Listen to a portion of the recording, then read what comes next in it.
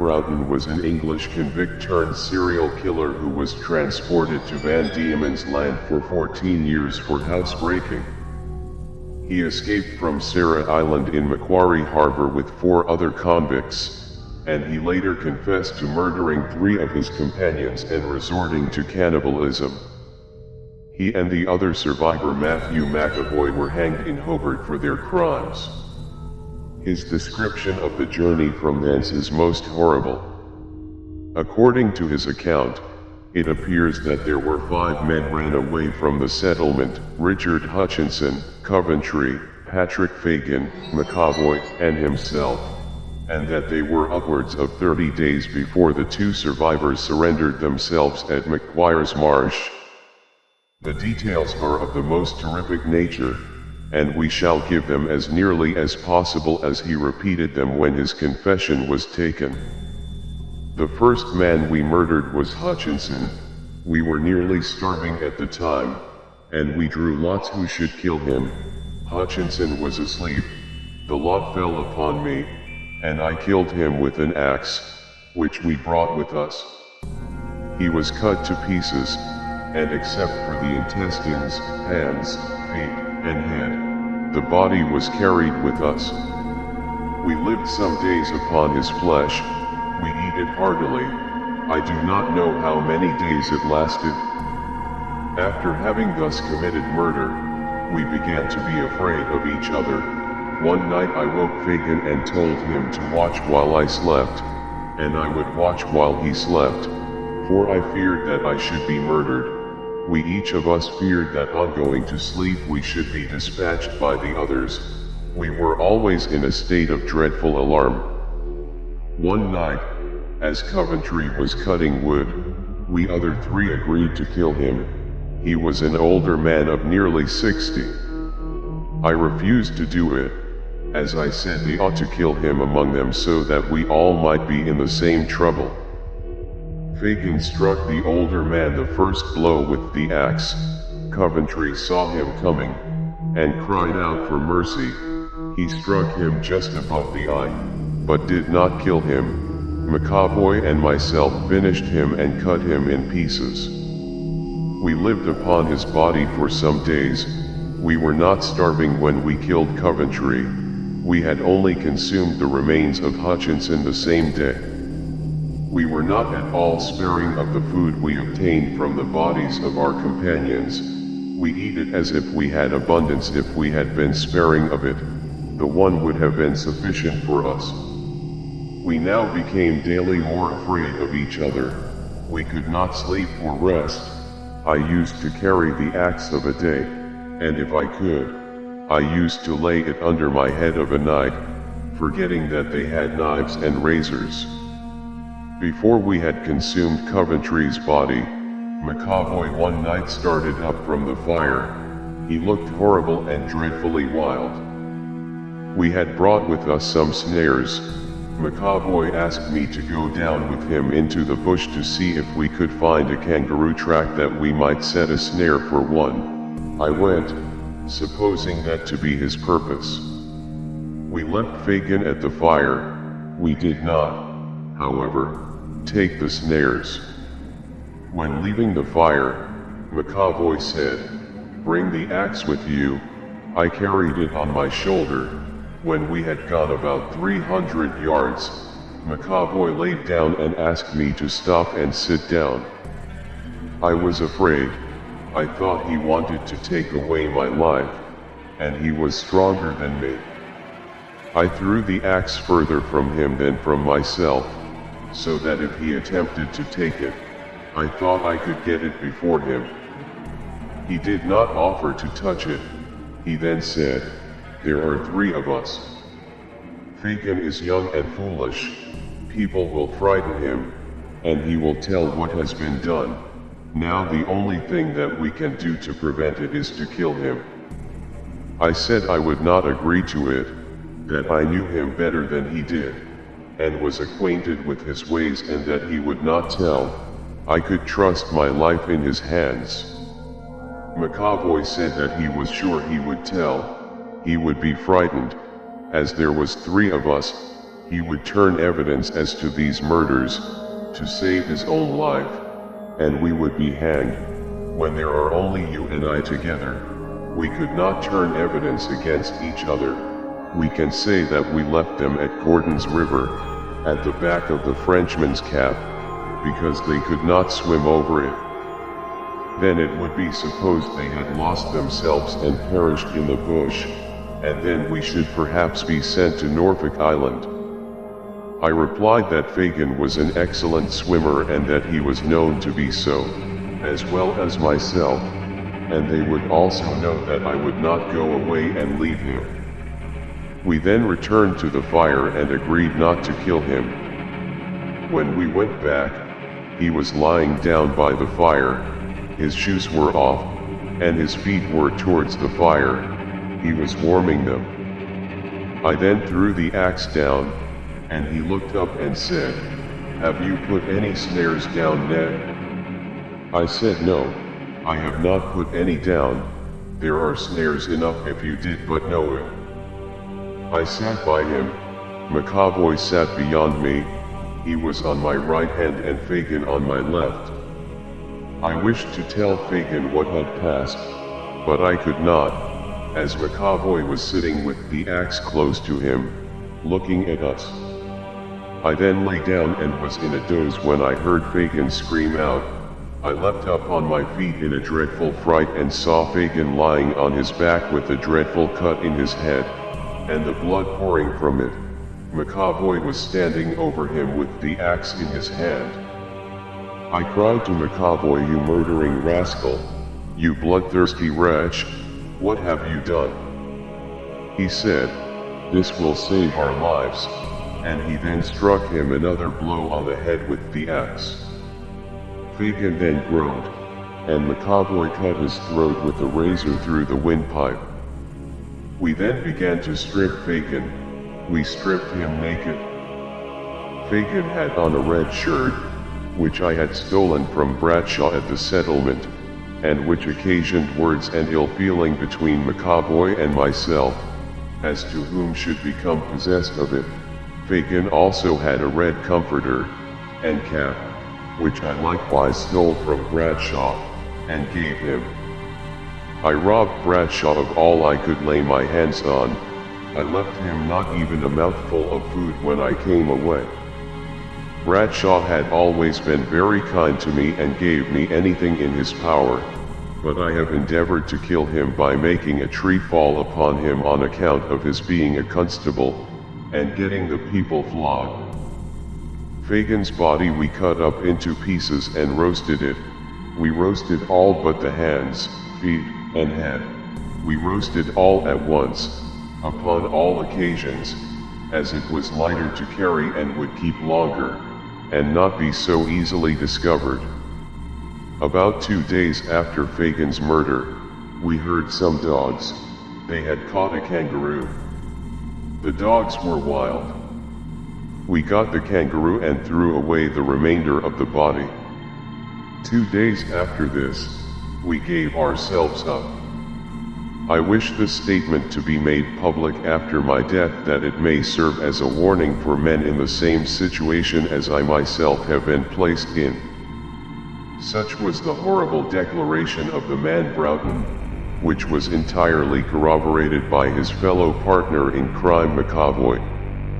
Both men confessed that ever since Fagin had fallen a victim that they had constantly sought each other's lives, and only an opportunity was wanting to commit another murder. They both state that for 48 hours, neither of them closed their eyes for fear of being assassinated by his companion. Broughton was 28 years of age and had received a sentence of more years transportation than he was years old, and has served more years in prison than he had been at liberty. Thomas Jeffries. He was referred to as the monster, accused of a string of horrific crimes including murder, infanticide, and cannibalism. His reputation was so repulsive that the gentleman bushranger Brady threatened to break him out of prison, so he could have the privilege of hanging the villain himself. Joined by John Perry, William Russell, and James Hopkins, Jeffries escaped from Launceston Watch House. The prison authorities had suspected this and lay in wait as the gang headed out. When they were fired upon by a guard, Jeffries dumped his kit and the gang bolted into the bush. Jeffries was now on the run, and he and his gang were about to seal their infamy with a string of horrendous crimes ranging from robbery to murder and cannibalism. The gang first robbed a hut at Springs, taking flour, a musket, and ammunition. They continued towards the South Esk River, robbing huts as they went. They are said to have expressed at this time a desire to join Matthew Brady's gang. Brady would later express that Jeffries had offered his services to him but refused. Whether or not this occurred at the same time is impossible to say. In mid-December 1825, the gang stayed for 10 days at James Sutherland's farm, Rothbury, near Campbelltown. On Christmas Day there was a shootout, and one of Sutherland's men was killed. The gang raided a hut and continued into the bush. On December 31st they raided John Tibbs' farm near Launceston. Several people were bailed up including Mrs. Tibbs and her infant, as the bushrangers robbed the house. The bushrangers then took their prisoners into the bush, carrying the plunder. The group was split up with Perry and Russell taking one group, Jeffries with the remainder. Tensions grew as the groups were matched through the bush, resulting in Russell shooting Beachy, a bullocky, and Perry shooting Tibbs in the neck. Despite being badly wounded, Tibbs managed to escape and raise an alarm in Launceston. Beachy would later die from his wound. The two groups rejoined and continued to head north. During the trek, Jeffries and Russell took Mrs. Tibbs' child from her and went into the bush where he was killed by one of the bushrangers who dashed his brains out on a tree. Jeffries told the distraught mother they had sent the child to a man named Barnard. After camping for the night, the prisoners were released in the morning. Soon after, a reward of $200 or a free pardon was issued for Jeffries and company. The gang's next robbery was committed near Georgetown, followed by several days of walking in the bush with captives. On January 11, 1826, the gang encountered Constable Magnus Bakey, who was robbed and ordered to guide them through the bush. When Jeffries became convinced the constable was trying to steer them into the path of a search party, he executed Bakey by shooting him. They set their captives free and continued into the bush, where they ran out of food and became lost. Perry murdered Russell in his sleep and he and Jeffries ate their comrades' flesh to sustain themselves. Several days had passed between Bakey's murder and when Jeffries and Perry re-emerged near Launceston at a farm, where they found provisions and slaughtered 2 sheep for their meat. Nor wanting to waste anything, Jeffries and Perry ate the remaining steaks made from Edward Russell with fried mutton. The bushrangers camped overnight, but were separated where Perry supposedly became lost while looking for water in the bush while carrying their only cooking pot. Around this time the gang's departed 4th member, Hopkins, was captured. On January 22nd, search parties went out looking for Perry and Jeffries. While one party was at breakfast at a farm near Evandale, an Aboriginal boy who had been recruited as a tracker pointed out Jeffries approaching. The party overwhelmed Jeffries and he surrendered. The creek where the monster was taken was later renamed Jeffries Creek and ran under what is now known as Logan Road. The creek has long since dried up. The successful posse took Jeffries back to Launceston where crowds tried to attack the wagon. He was then lodged in the old Launceston jail. Shortly afterwards, Matthew Brady would write to the lieutenant governor, declaring his intention to break into the jail and murder Jeffries. Peary remained on the run until the end of the month and was captured near Launceston. When Brady was also captured in March, he and his associates were sent by ship to Hobart to stand trial with Jeffries and Peary. Brady vociferously refused to share a cell with Jeffries, threatening to decapitate him if he was not moved to a different cell. Jeffries was tried and found guilty of murder, then sentenced to hang. He was executed alongside Matthew Brady, having confessed to his life of crimes in a self-penned memoir, but laid the blame for his criminal behavior on his alcoholism. He was buried in an unmarked grave in Hobart Town. Alexander Pearce, the Tasmanian cannibal. This man of horror and crime was one of a party escaping from the Western Hell, Macquarie Harbour, in 1822. The account we derive from the Hobart Town Gazette of 1824 as recited in Melville's Almanac. Upon the occasion of the execution of this runaway, the Reverend Mr. Connolly, the Roman Catholic clergyman, at the request of the condemned one, delivered an address to the crowd, detailing the enormities and sufferings of the men. The difficulties of escaping from the penal settlement are scarcely to be exaggerated. Pearce was accompanied by Matthew Travers, Bob Greenhill, Bill Cornelius, Alexander Dalton, John Mathers, Bodman and Brown. Seizing the provisions of the coal party, which would afford them each 2 ounces of food a day for 1 week, they prepared for their departure by 2 boats. It was customary, in order to give notice to the military, of any attempt at bolting, to maintain near each outworking station some smoldering fires, by which the overseer in charge could at any moment raise the signal smoke. The 8 miserable men threw water to extinguish the embers before entering the boats. Subsequently looking behind, they saw the curling smoke, knew the certainty and speediness of pursuit, and relinquishing their water excursion, took to the forest.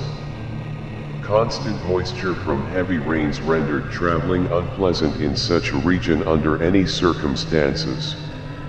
If with a good commissariat and all available comforts, Sir John Franklin's overland expedition to the harbor from the capital proved so laborious and trying, that several men never recovered from the hardships and sufferings they then endured, we may readily imagine the wretched prospect before the 8 wanderers in the pine woods. Their pursuers were on their trail.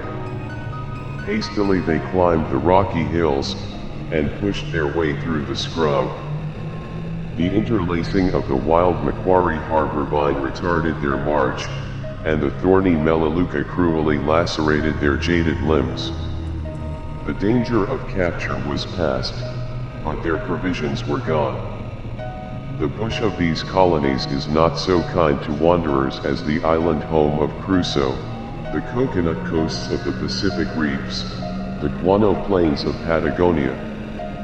The stern bush of Tasmania is especially unfriendly. The kangaroo haunts are not there, and the chattering parrot is repelled by its sterility and solitude. For a time they found a scanty meal by plucking off the tender shoots of the tea tree and the peppermint. These strongly aromatic plants would darken the water in their pennicans, and yield some little nutriment when boiled. But they could not always stay in the tea scrub.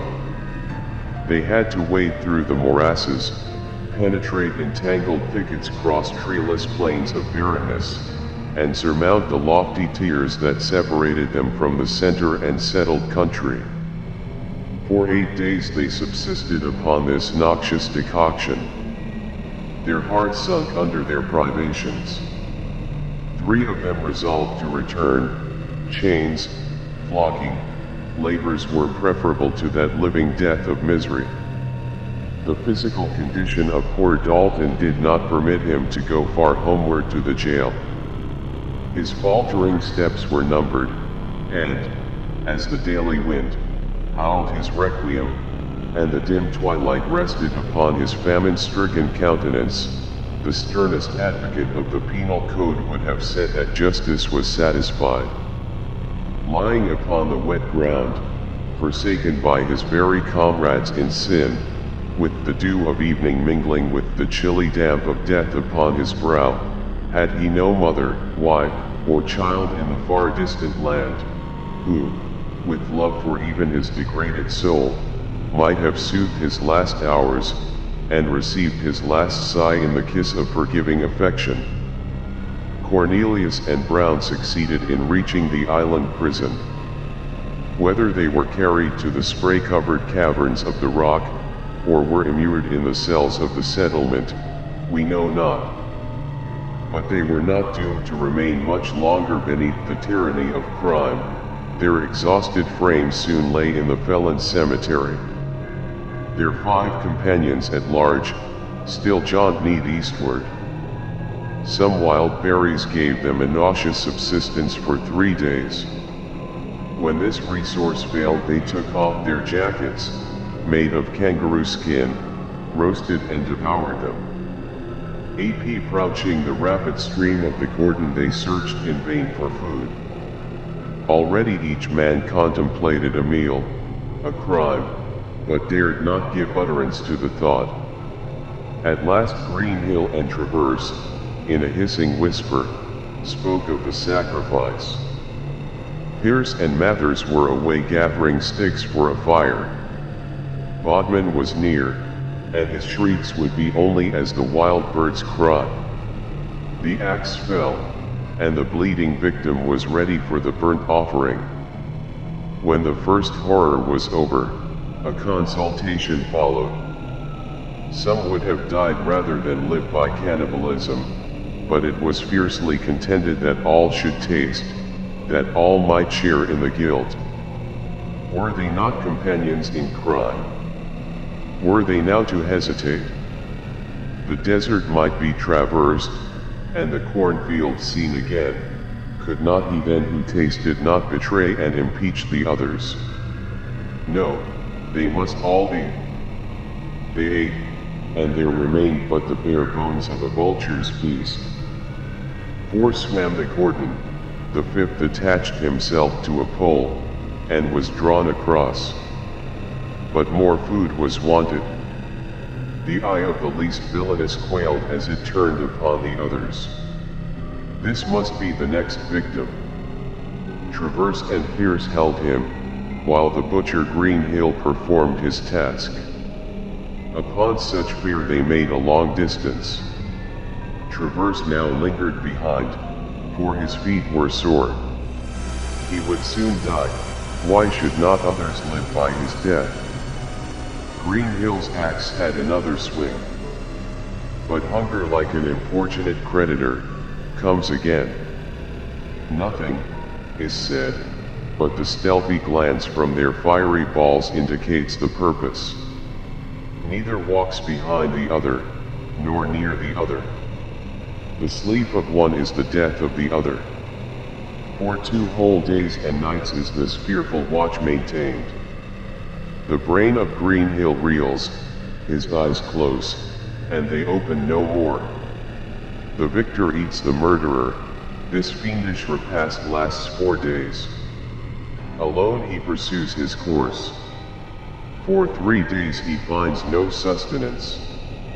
Arriving at the upper Derwent, the attention of Pierce is attracted to a recent camp of the natives. There he discovers some pieces of possum flesh, a delicious meal. Tired of life, he cooees for the hostile blacks, hoping to provoke their anger, and receive their spears. No voice responds to his own. The flock of a settler afterwards appeared. He seized the lamb and ate it raw. A stockkeeper saw him, and took pity upon the wretched object. He could not betray him.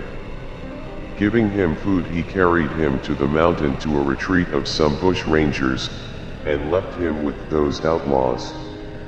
It was not long before the whole band was captured, and Pierce was once more sent down to his former abode at Macquarie Harbor. The remembrance of past sufferings for some time checked him in attempting an escape. In the same gang with him was a man named Cox, who was continually urging him to run away. One day, his arguments succeeded, for Pierce had just been flogged for the loss of a shirt, which someone had stolen from him. Cox chewed fish hooks, a knife, and burnt rag for tinder. These afforded ground for hope, and they bolted. For 2 days they lay concealed in the forest. Then, traveling along the beach, they reached King's River, and saw a party of soldiers on the lookout for them. Retreating quickly to the shade of the woods, they passed another day of entire abstinence from food. But Pierce remembered Green Hill, and slew the unfortunate Cox. The military had left, and the cannibal dragged the carcass to their dying fire. There he remained another day.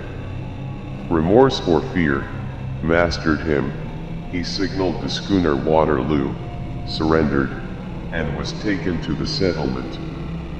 Brought to Hobart Town, he made a confession of his crimes, and paid the last debt to society upon the gallows.